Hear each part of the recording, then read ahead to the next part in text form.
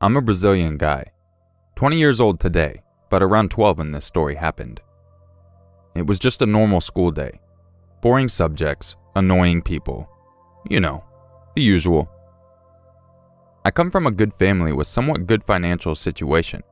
So at the time, I had with me a Motorola V3 cell phone, which was top tier back at the time. Also uncommon for kids to have one. Every day after school, it would take a while for my father to pick me up with his car, which used to be a silver Meriva. It was also the same car that he used to drive me to school with. That being said, one day, I was waiting for my dad to pick me up, and I was passing the time by playing some Super Mario Bros. On my DS, which I of course took to school. That's when my cell phone rang, and I heard the voice of a somewhat cheery man saying, "Hey Pete, it's your Uncle Paul.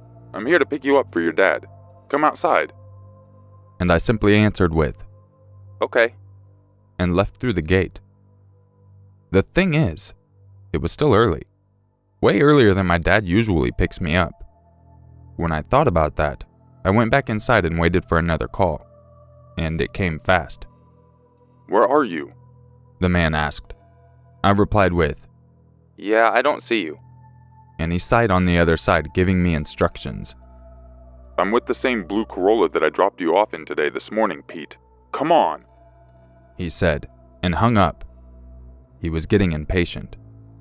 My 12-year-old brain processed what was happening and connected the dots.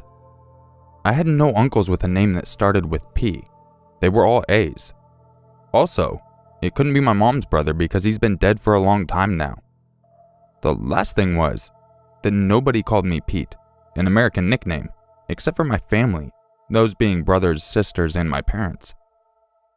I started to get nervous and talked to my friends about it. After all, some of them were still there.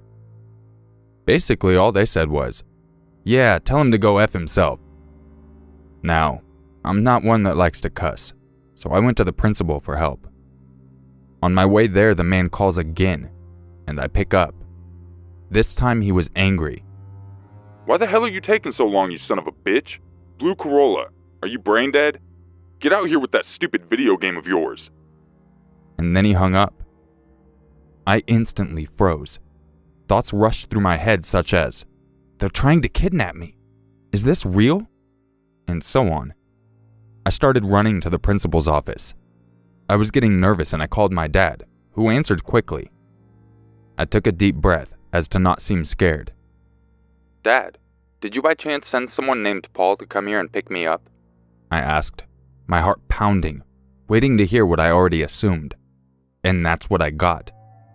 "No. Whoever is calling you, do not go outside.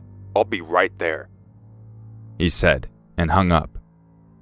I went inside the office bursting into tears, asking for someone to get the man that was probably out there waiting for me in a blue Corolla. I gave the teacher and the principal the number he was calling me from, and they called, to no avail, so they decided to go outside and check the blue Corolla for themselves. I stayed in the office, and I got another call. This time I picked it up with shaking hands, but I knew he couldn't harm me. "What's taking so long, you little shit?" He screamed. "Listen, I know you're not an uncle of mine. You have no idea which car I came to school in, and you're trying to kidnap me for whatever reason. I am not going outside," I screamed. "Again," he said quietly. I screamed, "What?" and called him sick and crazy, and he said, "You're not coming outside again. You've been out. You just know better," before laughing like a maniac and hanging up.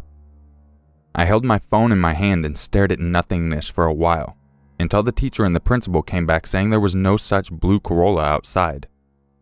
Shortly after, my dad arrived, and I sat there as my dad talked on the phone trying to track the number that had been calling to find someone by the name of Paul. I took the rest of the week off school, and eventually I'd have nightmares about being outside school and being grabbed. After this happened, I went back to school the next week and instantly joined the Kendo Club in order to know something about self-defense, especially if I got the chance to be armed with something. Years later, my mom and dad divorced. I saw that coming though. After all, when this episode happened, I was living with my older brothers, because they didn't want me involved in their fights. However, once I came back home with my mom, I found out that they had been divorced because my father had about 5 different lovers in 5 different places.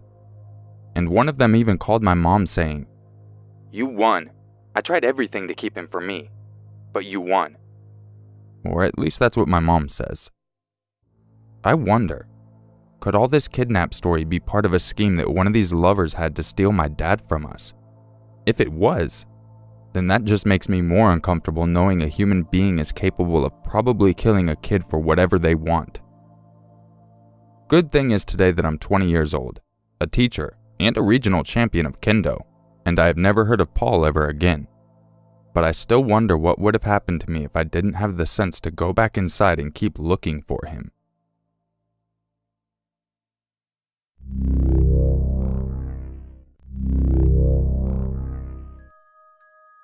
If you enjoyed this video, don't forget to leave a like, subscribe, and share it with your friends.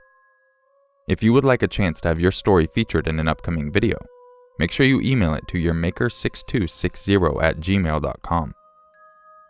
I hope everyone's having a great weekend, and I'll catch you in the next video.